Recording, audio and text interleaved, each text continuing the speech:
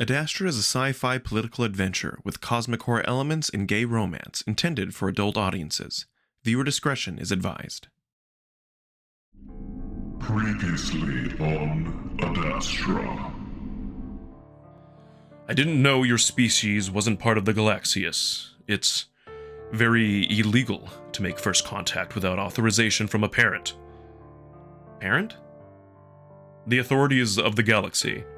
There are 3 levels in the Galaxius. At the very top are the parents. They arrived from beyond our galaxy to spread their culture here. I'm very curious about you. What? I'm limited in what I can ask, but I will start with this. What is death to you? Oblivion. I see. And again, I find myself floating as that wide, vacuous conscience that seems to bleed over the boundaries of any sort of individuality. I don't panic this time. I'm used to the feeling, knowing that it's just a dream, that it will pass. I also sense that other presence above me, even wider than I am. They've been following me around since I got on that ship. Knowing that someone else is there calms me further, and I wait, wondering if they'll talk to me again. They do. I am still curious. I try to talk back this time, ask them what they're curious about exactly, but I don't have a mouth to speak with. They seem to hear me, though, and in response I sense gentle amusement mixed with fascination. Many things, but once again, I'm afraid I have to keep it short. I wait expectantly. Do you feel that Amicus would be capable of his duties as Emperor of Adastra? Yes. Ah, how interesting. The drones have lasers? Oh yes, they need some form of a defense mechanism. I find myself continuing to glance up at a Adastran spider, sitting motionlessly on the wall of the palace. Wish they'd use them on those hideous things. Takes Alex a moment to see what I'm looking at. Oh, Marco, you know those are important to the Ecosystem? Yeah, I know. Doesn't make them any less disgusting. Imagine one of those things biting you. Indeed. Though, honestly, I've been vaccinated so many times after coming to Adastra that sharp, pointy things don't scare me so much anymore. Well, we won. We did. So, what next? Well, for now I must go to the city. The Triumvirates requested the Imperial family be seen at once. I see. They also requested that you go. Really? You wouldn't have to do anything. Just look happy to be there. But it's up to you. Would it help you? Possibly. I would certainly be happy to have you there. Then sure. The wolf's eyebrows go up in surprise. Oh, really? Well, all right then. Let's go. As we walk through the streets, wolves call out to Amicus from doorways and windows, and he tries to wave at them all. Further up the road, a group of children, puppies, show up with flowers in their paws, handing them out to Amicus and the Triumvirates. As I watch this happening, I notice a particularly patchy-looking child, no taller than my waist, standing off to the side awkwardly, looking right at me as she holds a flower in her paws. I pause, unsure if she means to give it to me. When I do, she moves closer. So I bend over, reaching out, and her eyes widen, probably simultaneously horrified and fascinated at getting the crazy alien's attention. Nevertheless, she comes closer, and shyly pushes the crumpled, wilted flower into my hands, before suddenly leaning in and touching the side of her face to mine. For a moment, I see her watery, bloodshot eyes. Then I feel the slightly damp fur brush my skin before she makes an odd yelping sound and runs off down the street. I stare after her, wondering if I'd done something wrong. Found yourself a gift? I look down at the white flower, noticing that several petals are missing. I guess. That one didn't look healthy, did she? Not really. Maybe Cassius had a point with his speech. How dare this empire let our people fall into such a state that we cannot even care for our own people? I'm hearing that even now, we can't afford to vaccinate those beyond our glittering city! I think they both made good points, honestly. Nefero gestures at the gaggle of wolves moving further and further away from us. Better catch up before they leave us behind. Yeah. Eventually, Amicus very loudly calls out that he'd like to go to a restaurant with his pet, if everyone could please allow him through. I take this as my cue to move to his side, and he immediately puts an arm around mine, holding me close. As we walk up the street, the many wolves still following behind us, Amicus puts his muzzle close to my ear, sending a bit of a chill over my neck. One that's oddly painful. Everything okay, Marco? You seem a bit uncomfortable. I shrug. Everything around here is new to me, so I guess I do feel a little bit off. Well, let's settle down at a restaurant. We can cool off and catch our breath there. The wolf gives me a quick squeeze with his arm, and despite my slightly sour mood, I can't help but smile a bit. Sorry about that. I should have warned you about how frustrating it can be with all the pointless chatter. I shrug. Seems about right for politics. Oh, it is. But don't worry. It's rare that all the triumvirates are in the city all at once. This is for the trials, of course. Yeah, makes sense. You sure you're okay? I can never seem to tell. I'm fine. I rub my arms. The skin's sensitive and sore, just like my joints. I wonder if I'm getting sunburned too. We eat in silence a while, and I can tell something heavy is on Amicus's mind. In the meantime, I'm a bit distracted with itching specific spots on my arms, feeling tiny little bumps on the skin. I wonder if I'm allergic to something in the meal, so I stop eating for the moment, choosing instead to lounge out on the bed. Marco, I've been meaning to ask you something. Yeah? Do you want to stay here? Even after I become emperor? What do you mean? Amicus sighs and glances at me. I mean, do you want to stay here with me, even if you have the ability to go home? Amicus quickly looks down again.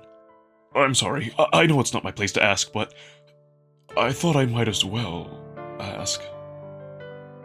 I stare at him for a moment, then I look down too. You know I need to go back. At the very least, I need to let my friends and family know that I'm okay. I know that they're looking for me in Italy right now. Probably all of Europe at this point. I need to let them know. Amicus coughs hastily. Of course. But that doesn't mean that I don't want to come back. I do. I just know that that there are problems. I lower my voice as I remember that we're in a public place and that mentioning illegal first contact would not be a good idea.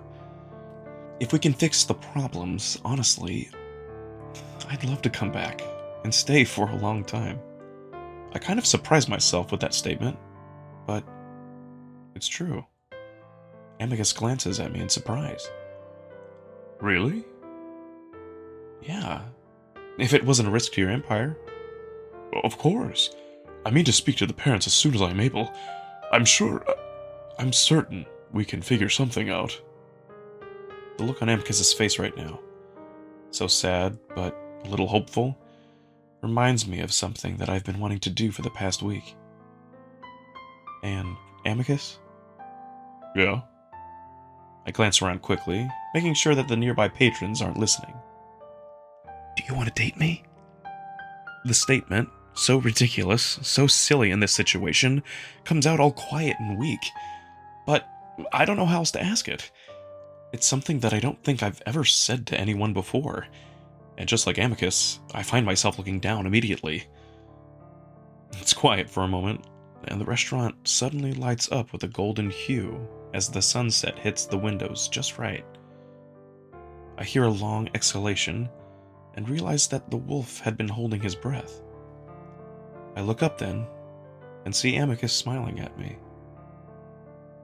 There's a mixture of happiness and relief on his face, maybe even a little amusement.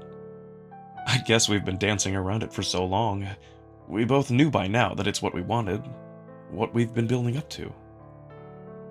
Of course, Marco. I'm honored that you'd have me. I even see his eyes glistening a bit, and I want to get up right there and then and join him on his bed. But public setting holds me back. But there are boundaries, and if I'm dating you, you have to tell me everything. And no sleeping around behind my back. Of course, I've promised to tell you everything, especially everything that concerns you, and I don't ever intend on breaking that promise to you. And sleeping around? Amicus's ears flick, and he glances over at our neighbors, who are definitely trying to eavesdrop. He lowers his voice a good deal. Definitely not. Not that I have anyone to be with, but we can discuss all of this when we get back to our room. And Amicus lowers his voice even more. maybe do a little more as well. His ears flatten as I roll my eyes, but they come back up as I smile. Sure. Immediately, his tail starts thumping the bed, and the eager look on his face has me shaking my head. I can't deny that I'm excited too. Actually, I'm feeling kind of nervous now that I just promised him that. How would we even start? We sit together for a while longer, the conversation moving to more casual topics, like how the districts of the city are divided up. Though, as an hour passes, I start feeling hot and a little dizzy. And when I mention this to Amicus, he suggests we head back to the palace. I can tell now that I'm definitely getting sick, and all of that soreness and exhaustion was just the beginnings of a creeping fever that I can feel breaking out across my skin. Simeon? Cassie's voice is low and quiet to my left, and I glance over to see him leaning up casually against the chariot. What game are you playing? Now is probably the worst time for this to happen. Game? I mumble out stupidly, looking toward the restaurant to see if I can see Amicus through the crowd gathered in front. Do not act stupid. I know you're capable of understanding. I just shake my head, but immediately regret it as I feel all the food that I'd just eaten roil around in my stomach. I'm really sick. Way more than I'd realized, and I can't believe how hard and fast it's hitting me. Do you remember several weeks back, in which you served me during midday meal? Virginia and Neferu were there? I just stick to silence now, worried that moving at all is going to make me hurl. Of course you remember. You told the triumvirates about what I intended to do with them, didn't you? Cassius moves closer, but the feelings coursing through my body leaves me not caring all that much about him right now. I need to get to Amicus. I need to tell him that something's wrong. I hug myself, feeling that prickling sensation erupt to the surface, my skin on my arms and chest and legs burning and itching in the most horrible way. I gasp. What is that? Some sort of simian language? Listen to me. I want to know what you told them, and how you knew to tell them. I feel bumps on my arms, bumps that weren't there just minutes ago. I look down, and even though it's hard to see in the darkness, I'm at least able to see that the skin is splotchy and discolored. Shakily, I touch one of the splotches, and watch as a tear of clear liquid oozes out. What the hell? Something grabs the front of my robes and pulls me up. Are you listening, pet? I said... I was worried about small movements, but that huge lurch pushes my stomach over the edge, and I immediately projectile vomit straight into the middle of Cassie's torso. We both stare at the mess on his fur, which is starting to drip down heavily onto his garments. Oh gods. Oh gods! The wolf screeches, and at the same time, I vomit again, right in the same spot. Thankfully, the next thing I hear is Amicus's voice. It sounds like it's coming from far away, even though I can tell that he's crouching right next to me. What did you do to him, Cassius? I did nothing. He... I hear splattering noises. Marco, what happened? What's wrong? I sway, and Amicus lets me lean into him despite my vomit-covered robes. I don't know. Was it the food? Are you... I stick out an arm, and I feel the wolf catch it delicately, examining it. Gods. He mumbles it under his breath. What? What happened? Cassius? I hear more footsteps, and for some reason I feel myself becoming embarrassed that everyone's seeing me like this. Virginia, he's sick. We need to get him back to the palace. Get in the carriage. It's too slow! I feel the world tilt as I seem to just levitate off the ground. Then I realize that Amicus has picked me up. The breeders have much faster vehicles. We could get one from them. Marco? I hear his voice, but for some reason I can't respond. It's like a dream. There's no time. I'm running back. Amicus!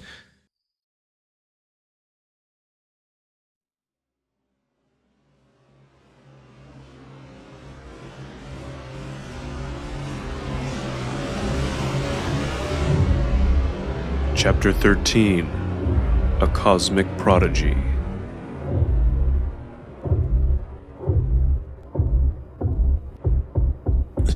I feel my body bouncing up and down, thrown left and right. It's like I'm in some kind of demented thrill ride. I reach out into the darkness to stop it somehow, but all I feel is something furry and warm. Oh, everything hurts and itches at the same time. What is this? Marco? Hey, stay with me. I'm here. Who? I force my eyes to open, even though they burn so much. I stare up at the gnarled things above me, and I wonder what they are. All that comes to mind are bony, skinless hands reaching up to the sky. Can you hear me? There's a breathless, wheezing voice above me as the horrible, bouncing ride continues. I just want to sleep. There's another sound, an odd, droning one, and the earthquake finally stops. Amicus, get in, you fool! Navarro, he's having seizures. He has pustules all over his body. The voice above me sobs and gasps, and I want to reach up and put a hand over its mouth so that it's quiet, so that I can sleep. Calm yourself. Virginia's having a physician flown into the palace. You need to... Everything mercifully goes quiet again. I float through a void of quiet, soft, black clouds that tickle and nip at my skin. Ugh, it itches, and I want to itch, but something seems to be holding me down. I open my eyes slowly, staring up at the ceiling. I'm starting to get really annoyed that I can't just fall asleep. I have so much to do tomorrow. We're going on a trip to Naples, I think, to try the authentic Italian pizza. I'm gonna have a terrible time if I don't get at least a little. I realize that I can't move. Icy fear grips my chest, and at the same time, I see something large scuttling up the wall. A giant spider skitters upwards, its movement off, like it's a puppet being pulled up by strings. It moves across the ceiling, and even though it's the size of a giant crab, I can't move at all. Adastrian arachnids Are disturbingly. I grit my teeth as it comes to a stop above my head, then fall straight down onto my face, legs fanned out. I shove at it, and the thing's pressing at my face. I told you to hold him down. I'm trying. Marco, listen to me, please. You're safe. We're helping you. I focus on the monsters above me, their massive white teeth and red, glowing eyes. Their horrible hands come down to press on me, and I feel the pricking pain all over my skin. I thrash around, but it's no use. They're too strong. He's having another seizure.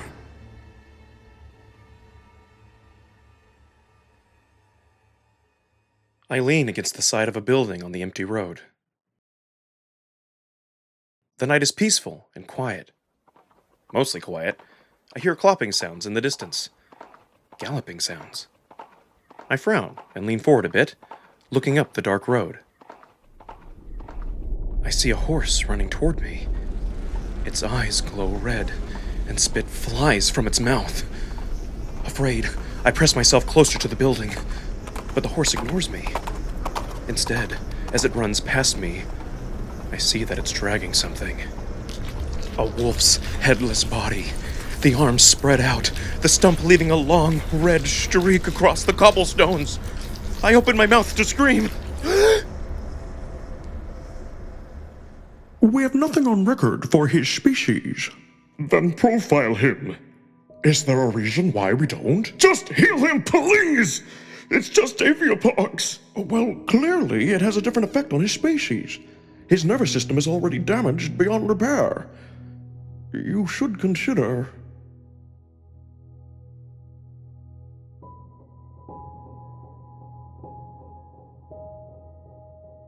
Things never seem to go as planned, do they? I am sorry that you had to experience this. I did not foresee it. Do not worry. You are still on the correct course. You will be able to complete this task. I just need a little time. Understand that this will not be easy, even for the parents. The pain will be temporary. What's happening? You will know in time, but not yet.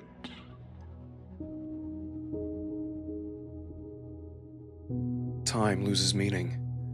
Blackness, simultaneously eternal and non-existent. Nightmares ebb and flow, building and fading. Scenes from my earliest childhood to my landing on Adastra, all warped by horrific and violent imagery that never happened. But as soon as each one ends, I forget, just like any other dream. Except one. I'm huddled in the seat of the ship, freezing cold, numb with desperation, and the fear of impending death. How is this happening to me? What did I do to deserve this? I glance back at the crumpled form of the wolf in the back of the ship. His head is framed by a pool of blood, the metal pipe just a few feet away where I dropped it. I've made a huge mistake. The anger and terror I'd been feeling over the past several hours, days, weeks, builds until I scream and smash both of my fists on the glowing panels in front of me. The next thing I know, light blasts the interior of the ship, and I cover my face with my hands. Still, the light pierces through, and I see blood red. The ship vibrates violently, and I know right away that we're being pulled into it. I reach out despite the impossible light, uselessly pounding at the unresponsive panels. Come on, goddammit! After a few moments, the brightness and heat becomes unbearable, and I finally throw myself to the floor, crawling away, crawling toward my wolf. Epicus! Help! But the light continues to grow, and soon everything is lit up in a blinding white. The heat's so intense that the metal melts underneath my hands and knees. I'm on fire. I am fire! I feel lines of molten lead course through from the base of my neck, down my spine, branching out into my limbs, even my toes and fingers. I can only float in the inferno, dumbly wondering why I still feel if I'm dead, wondering if this is death, as the ship, the wolf, and I become part of the star. Once again, time is lost, and I only exist as fire!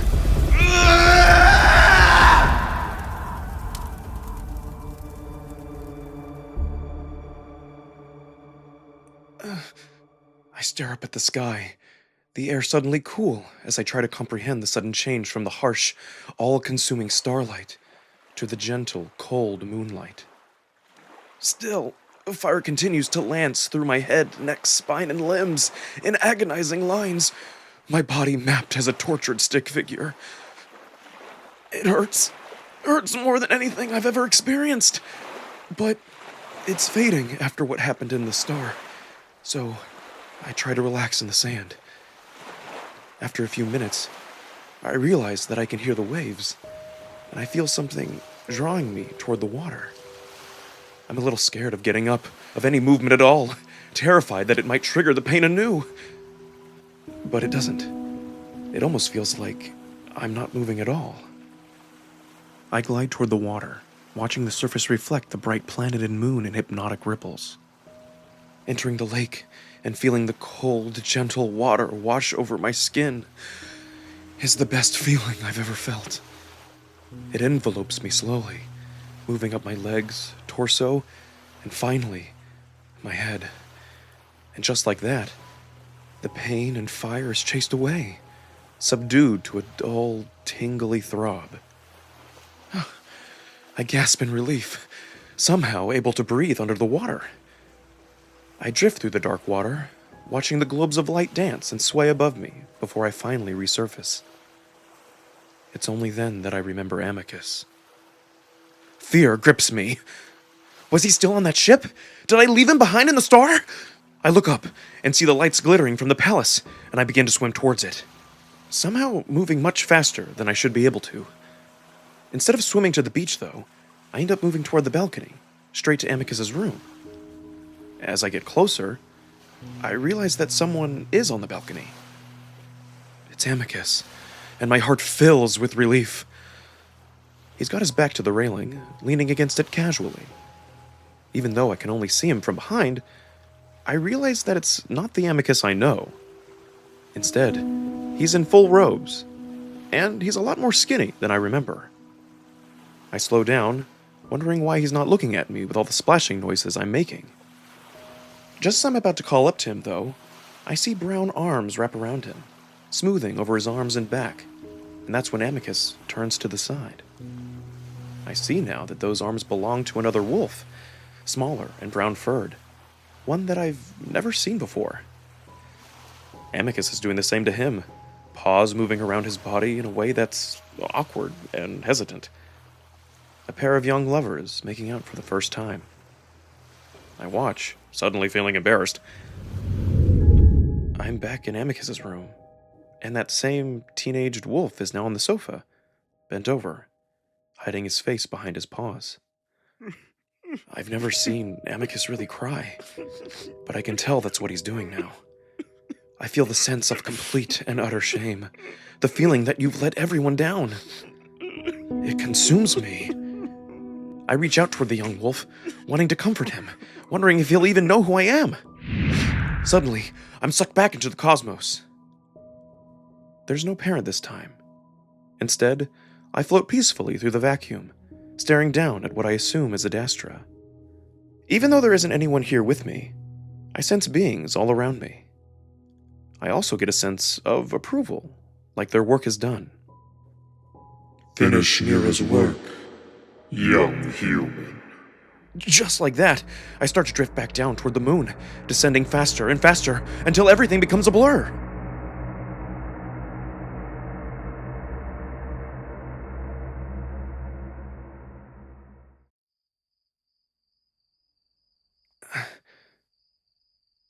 This time, coming to feels real, and I immediately know I'm not in a dream. I smell lavender. Amicus? My eyes feel like they're glued shut, and I have to rub at them to get them to fully open. The first thing I see is the sky, the planet Anchorus and the moon Torque, both of them glowing brightly. I stare at the two floating orbs for a while, waiting for things to fall into place as to why I'm out here. I'm laying on something hard, like concrete, and I feel soft but weighty things on my chest.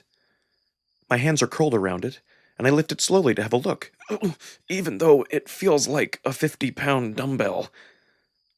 Flowers. Flowers with a fair bit of lavender mixed in. Slowly, I turn my head, and again, I get the feeling of heavy weights attached to my body. I somehow manage it, and immediately see that I'm in the amphitheater. At the same time, I see more flowers, and I realize that they're arranged all around me in a circle. Moving my head around also makes me realize that there's something scratchy and prickly on my head. Still struggling with my heavy hand, I reach up and grab at it. I lift it from my head and hold it in front of my face, my eyes taking a few moments to focus to find out that it's a wreath. Pink flowers woven into the twigs. I finally drop my arm to the side, getting too tired to hold it up, and I watch it lazily roll a few feet away. The movement sends a wave of tingling through my body, but it fades quickly. The heavy weakness is also starting to fade, but I'm more worried about how I got here, and why I'm covered in flowers. From what I can tell, I'm in the gardens, though a part of it I haven't been to before. I close my eyes, trying to remember how I got here. Amicus, the trial of rhetoric, the restaurant, being sick. Again, I lift my arm, though it's easier this time, and I look at the skin. It's covered in crusty, yellowish scabs, though they don't hurt. I don't know why, but I get the feeling that the skin underneath is completely healed. I try to think again. I do remember throwing up on Cassius, but after that, just terrible dreams. Did they heal me somehow? Is this flower thing part of that? I'm feeling some of my strength returning, so I force myself into a sitting position, joints popping, and muscles stiff. Still, with every movement, things get easier. I do get lightheaded, though, and I have to sit there for a moment, looking around again, wondering where Amicus is. He'd sounded so desperate and sad the last I heard him. I need to show him that I'm okay now. At least, I think I am. I slowly push myself up. Oh! Listening to the gunshot cracks of my knees, as if I hadn't used them for days. I stand unsteadily in the center of the square, looking around at the circle of flowers. Oh, I'm startled when I turn and see a wolf behind me. But it's just a sculpture. A male wolf decked out in armor, both of his paws raised to the sky. He's got a bunch of flowers weaved around his wrists, and on his head, too. I wait a few moments, listening for anyone that might be nearby. All I hear are the insects around me. So, I start to move toward the path that I know leads to the palace.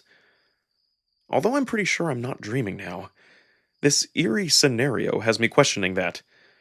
The whole situation is surreal. All of the things that I remember happening last feel so distant. Despite spending all of my time on Adastra trying to be covert, I find myself longing to find someone, anyone really. I just need to know what's happened. And pretty soon, I do find someone. His back is to me, stooped over, fur almost ghostly in the glow of the garden lights. The cat busies himself with some flowers, a pair of metal clippers in his paws. As I get closer, I can hear him humming just above the noise of his busy snipping. I'm just opening my mouth when I see his ears perk. Cass, you know I don't like these games. Alex turns to face me, a knowing smile on his lips. That quickly disappears the second he sees me, though, replaced by a look of complete shock. Whatever he was trying to say doesn't seem to want to come out, and instead, he just stands there, gaping at me. Hey. I can barely talk, my voice rasping out like sandpaper on wood. I take a step forward, and that's when Alex finally reacts, jumping almost a foot into the air in a backwards motion, putting space between us as he yelps. What? How? He stutters and stumbles over his words. I've seen Alex flustered before, but never like this. There's real fear in his eyes as he stumbles against some bushes. I wonder if he's just going to take off running, but instead he stands there, quivering as he holds the clippers up in front of his chest, as if contemplating using them as a weapon. I raise my hands reassuringly. Hey, Alex, it's me. I cough a few times, trying to clear my throat. I see Alex's ears twitch at the sound as he slowly lowers the clippers, though he moves to the side away from the bush, giving himself a clear path to the palace. Marco? But how? He's staring at me like what he's seeing is impossible. How what? I'm regaining my voice slowly, but surely. What's happening? Alex finally seems to get a hold of himself, fur slowly laying flat again as he eyes me, looking almost suspicious. I could ask you the same thing. This catches me off guard. Why? Well, Alex looks around before focusing on me again, tilting his head, as if to look at me from a different angle. You were dead. Dead? Well, not completely. But you were in a coma that we were told you would not wake up from. Oh. I look down at myself, as if to confirm that I am indeed alive and well. Aside from the patchy scabs all over my arms and legs, I feel okay. I thought the doctor healed me. Alex's ears perk. Doctor? I mean, I think there was a doctor. I heard him when I was brought back here. Alex's eyes narrow. Amicus told us you were vegetative before he arrived. How did you hear him? I don't know. I might have dreamed it. I was really out of it. If you were still conscious when he arrived, he should have been able to halt the damage caused by the virus. Who was the doctor? With every passing second, I regain more and more of my wits, and Alex's demeanor is confusing me. He thought I was dead, and instead of being happy, I feel like he's interrogating me. That's also when I realize something else. Wait, you all think I'm dead? Well, not me anymore, obviously. This is all very strange. How did you survive exactly? Now the cat is starting to annoy me, and I look past him toward the palace, the situation finally dawning on me. Where's Amicus? The cat is quiet for a moment, as if contemplating something, then quirks his head. I'm not sure. He's been here and there, though I haven't seen him for at least a day. I walk past the cat toward the palace, realizing what sort of state the wolf might be in. Where are you going? I'm very happy to see that you are well. This is all just very sudden and unexpected. I ignore Alex, not really in the mood to figure out why he's acting the way he is. He's making me feel like I'm still dreaming. So I walk quickly, and I'm relieved that he doesn't follow me. The wave of cool air that hits me as I enter the palace is a welcome feeling, and I find myself grateful to be back. Despite having apparently been here the whole time, it really does feel like I've been away for weeks. I pick up the pace as I head toward Amicus's room, practically jogging. I have to let him know that I'm okay. The short distance to his room seems like it takes longer than it ever has before, and I'm glad that I don't run into anyone else on the way. That interaction with Alex was weird, and I don't need a repeat of that right now. I finally make it to his door, and I immediately hear muffled chattering behind it. I don't hesitate, though, and I press my hand to the panel. The door slides open, and instead of the usual blast of even colder air I would often get from Amicus's room, it's stuffy, warm, and the smell a little bit musky. The lights are dimmed, and my heart sinks when I see the empty bed. I linger in the doorway, though, something feeling off. The droning chatter is calm, giving what sounds like a monologue on the history of some past emperor. I see wine bottles, too, mostly bunched together on top of the bedside table, but there are also a few laying here and there on the floor. Amicus? I call out, starting to become afraid of what I might find. I take a few tentative steps into the room. Then I hear a loud snore, and instantly, the worry gripping my chest starts to release. I'd recognize that sound anywhere. I hurry over to the other side of the bed, where I find my wolf splayed out on the floor, a wine bottle next to his head, only in his underwear.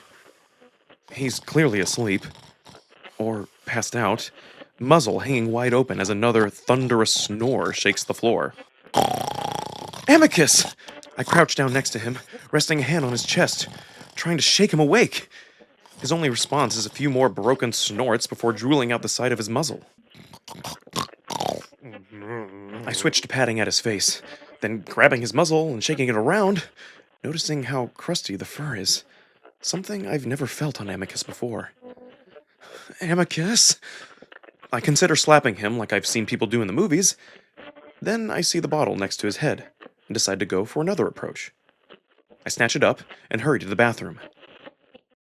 I hold the bottle under the faucet for a good 5 seconds, letting it fill up with soapy water to the halfway point, before I hurry back out into the room.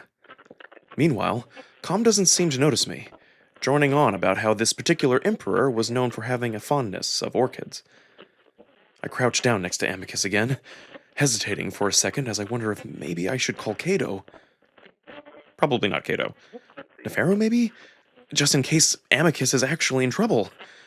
I don't know how much a wolf can drink before it can kill them, but the sheer amount of bottles laying around the room worries me. I decide to just go ahead with my plan, and I upend the bottle over Amicus's face. It pours directly onto his nose, and he immediately chokes, turning his head this way and that to avoid the stream of bubbly water. I have a moment to wonder if drowning him is the best approach, before he suddenly sits up, pawing at his face. The wolf covers his eyes, and it's only then that I realize how irritating the soap might be for them. Shit, sorry! Should I get some water from the shower so you can rinse your eyes out? Amicus freezes, still covering his face, then slowly lowers his paws to reveal his bleary, bloodshot eyes. He stares at me in a way that he never has before. It's kind of surprised like Alex had been, but rather than fear, Amicus simply looks empty, numb. Are you okay? I reach out, but Amicus turns his head away. Away with you, ghost. Enough of your torment. He keeps his head turned away, eyes closed. Ghost? Amicus, it's me. I reach out and grab his face, and that seems to shock him as he jumps and turns to look me right in the eye. I can tell that he's drunk, very drunk, but there's an extra distant look in his eyes that I don't like. Amicus? What are you on? Did you take something? I hold his big head steady, feeling the fullness of his cheeks in my hands, looking into his familiar eyes, no matter how glazed and unfocused they are. Then I find myself throwing my arms around his neck and leaning into his body, the reality of the situation crashing down on me all at once. Amicus gasps into my ear, as if my touch suddenly makes him realize that I'm real, that I'm here. Clumsily, he starts to stand up, pulling me up with him. It's difficult because I don't let go, almost getting lifted off my feet before I settle on letting go for just a moment to hug him lower around his body, pressing my head to his chest, hearing his heart hammering inside. Finally, he's able to get a grip on me and push me away despite my intention to cling to him forever. He holds me at arm's length, staring at me. I clutch his paws on my shoulders, staring up at him, feeling my eyes start to water. Is this possible? No, please, I can't handle another hallucination. His expression keeps morphing from hope and awe to devastation. I feel his paws grip into my shoulders tightly, almost painfully, as if to make sure I'm real. It's me! I woke up in the garden for some reason. I'm okay. I want to hug him again, but he keeps holding me away, looking me up and down, pushing my hair back and feeling my crusty skin. But how? I don't know. I just remember having crazy dreams. Then I was in the garden. As I'm talking, I think Amicus is finally believing it's me. And I notice that his body is starting to sway in a whirring manner. Amicus? I reach out to steady him, but as I do, his eyes roll back, and I realize there's no way in hell I'm going to be able to keep a wolf over twice my weight from toppling over. I try anyway, wrapping my arms around him as Amicus falls backwards, his bulk pulling me down with him before he falls back first onto the bedside table, sending bottles flying while his upper back and head smashes into the wall. My fall is absorbed by his much softer front, but the sound is loud, the room shaking and probably waking up the entire palace. Waking the wolf up the second time is a lot easier. Probably because he'd fainted rather than passed out from too much wine. We're at least able to move onto the bed, where Amicus sits cross-legged, pulling me onto his lap and just holding me there, his paws moving around my body, still trying to make sure I'm real. For a moment, we don't talk, the wolf just pressing his nose to my hair and breathing in deeply. I feel a little self-conscious, knowing I must not smell very good right now. But that doesn't seem to bother Amicus, as he goes on pressing his nose to my head and neck, taking in my scent. Finally, he does speak, but it's one word. How? I turn my head toward the wolf, resting my cheek against his neck. I don't know. I don't really even know what happened to me. You got sick. So sick. You were having convulsions, brain and nerve damage. It was terrible. Amicus's arms tighten around me, his voice, normally deep and strong, now sounding weak and broken. This statement worries me, though, and I have to wonder if I really am better. There seem to be patches missing from my memory, and I do feel different, like I'm not fully myself. But I don't really want to think about it right now. I think I remember a little bit of that. I lift my arm up, showing Amicus the shiny, crusty scabs on my arm. It was aviapox. I can't believe I didn't consider the possibility of disease and illness for you. I'm just so used to the idea of any new arrival on Adastra going through that process. Obviously, we did it a bit differently. Yeah. And, honestly, I'm not even sure I'd have you do it. I don't know if you'd react differently to those vaccinations. Each species has their own customized cocktail. And aviapox isn't included in the vaccination set. It's such a mild virus. We'd never seen anyone react to it the way you did. Even other primates. I think back to how quickly I became sick. How quickly I almost died. I notice Amicus looking down at me again, and I look back up at him. What? Amicus shakes his head. I'm just still trying to make sure you're here. That you're real. I'm afraid if I let go, if I even look away, you'll disappear. His arms tighten around me again, squeezing a huff of breath out of me. I'm here. I promise. Well, I've had a lot of hallucinations. Too many stress tablets, I think. Stress tablets? Yes. Quite a few of them, in fact. With wine? Oh, yes. Amicus! I don't really know what these stress tablets are, but I imagine mixing Space Xanax with alcohol is a horrible idea. Amicus doesn't seem bothered by my reprimand, though, instead just snuggling closer to me, his crusted face fur prickly against my skin. I love you, Marco. I get that familiar swooping feeling in my chest, like I'm on a roller coaster. I clutch onto his arms. I love you too. Amicus sighs and sets his chin on my head. I thought I'd miss the opportunity to say it. I still can't believe you're real. Well, I am. I promise. But I still don't understand how. This shouldn't be possible. You were declared to be in a permanent coma, no brain activity. I had to set you out in the garden and only hope for a miracle. Miracle? Amicus lets out a shaky sigh, running his fingers through my hair. When a sapient falls into such a state, we simply let them fade away in a peaceful setting, or possibly recover if the parents allow it.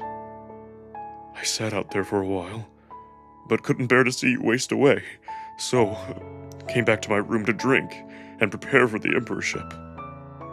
I imagine Amicus laying those flowers around me, and I feel my heart break a little.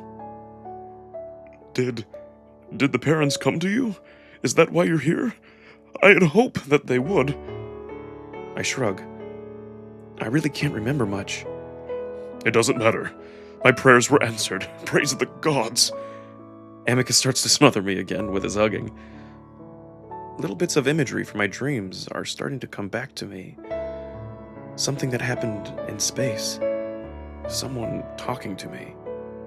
And judging by the only human I know, your people are full of surprises. But we can figure it out later.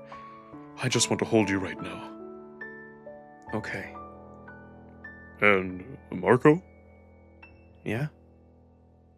Please try to avoid mentioning that I lost consciousness when I saw you.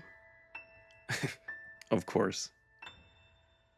So we sit there a while longer, while Amicus just sort of cuddles with me. After about an hour, we finally decide to move to the shower, considering the state we're both in. We shower together, taking turns scrubbing each other. Oh, the hot water really brings life back into my limbs, and those worrying tingles have faded to the point where I'm barely noticing them now. Amicus gently rubs at my crusted skin, and we're both surprised to see it come away, exposing new, unblemished skin underneath. Incredible. I never knew humans healed at such a rate. Yeah. I don't know if that's really the case, and my mind continues to wander back to those vague, hard-to-remember dreams I was having. Meanwhile, Amicus leans back against the wall as I rub soap into his front, smiling gently as I lather up his chest. His eyes widen as if he suddenly realizes something. Wait, did anyone else notice you? I pause, both my hands cupping his sizable pecs. Yeah, actually, Alex was in the garden, and I talked to him. Just Alex? Yeah. Amicus seems to relax a bit. What did he say? Just seemed really surprised. Unsurprising. But he was acting a little weird. Amicus shrugs. He keeps things to himself for the most part. I'd be worried if you ran into Cato, or Cassius especially. I need to think of a way to explain this to them. This Sibian Guides is becoming harder to keep up. I'm about to mention more about Alex's demeanor, but that's when Amicus just starts hugging me again. I don't understand any of this right now, but as long as it's real, I don't care. It feels so good like this. His wet fur slicked down tightly to his thick body, which presses against me perfectly. Amicus finally shuts off the water, and we're blasted with hot air. I'm dried in less than a minute, and I stumble out to try and fix my poofy hair in the mirror, while Amicus stands in the shower stall for a little while longer. After another few minutes, I watch him step out and come up behind me to nuzzle my ears, embracing me once again. He really can't keep his paws off me, but I completely understand why. He starts nudging me out into the bedroom, before turning me around to face him, lowering his face to mine. And I finally realize where this is going. It feels so sudden, especially after everything that's happened. I think we could use more time to adjust, but I kiss back anyway. I thought it would be kind of hard to make out with the way his muzzle is shaped, but Amicus makes it happen, his lips clamping around my mouth as he kisses deeper. I'm amazed at how bold he's being, and I wonder if maybe it's because he's still pretty inebriated. He cradles my head gently, walking me backwards slowly. Gently, he lowers me down to rest on my back, both paws coming to press on either side of my shoulders while he looms over me, grinning before he pauses. Is this okay? I think. I mean, are you okay? We can wait until tomorrow when you're less drunk. He grins again. I've been wanting to do this for so long, to show you how much I love you. Amicus leans down, nuzzling my neck. I thought I'd miss that chance. I can't tell you how dark these past 3 days have been for me. I ran out of tears yesterday. Amicus looks away for a moment. I'm not going to miss that chance now. I reach up and hold his head steady again, before I lean up to kiss him. This may be alcohol-fueled, it may be sudden. After everything that's happened, and especially after almost dying, I just don't care anymore.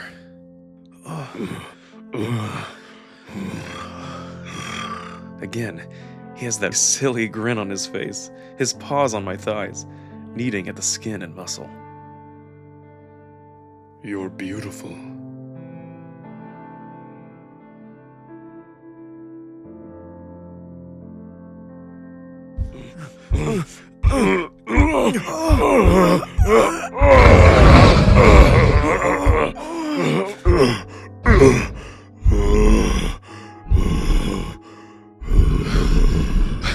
I wrap my arms around him as he heaves for breath, feeling his body expand and contract against mine.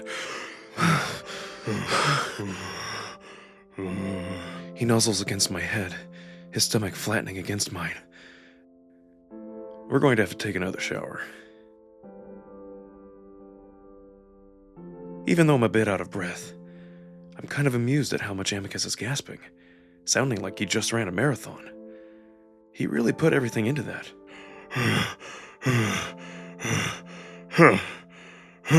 You.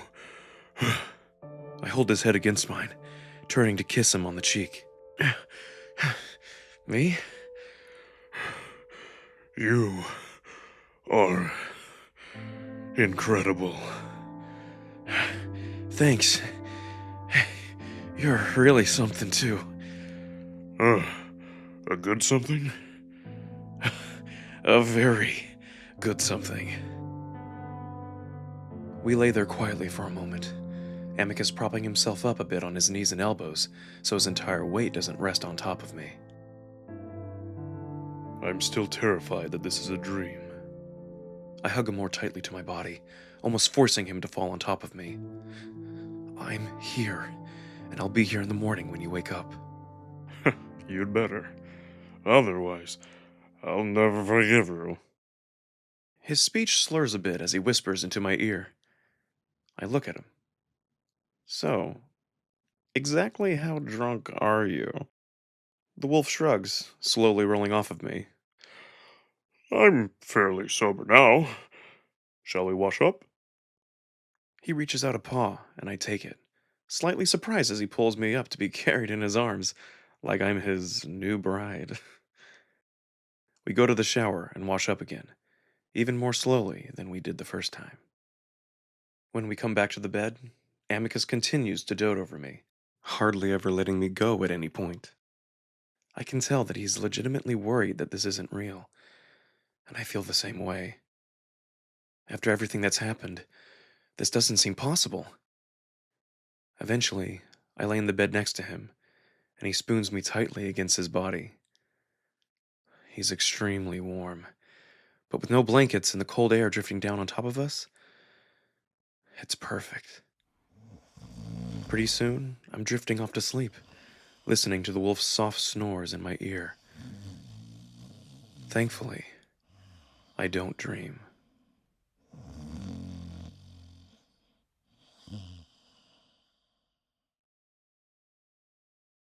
Get up! I jump at the same time I feel Amicus jolt against me. We both struggle to sit up while pulling the covers up around us. Out of the bed.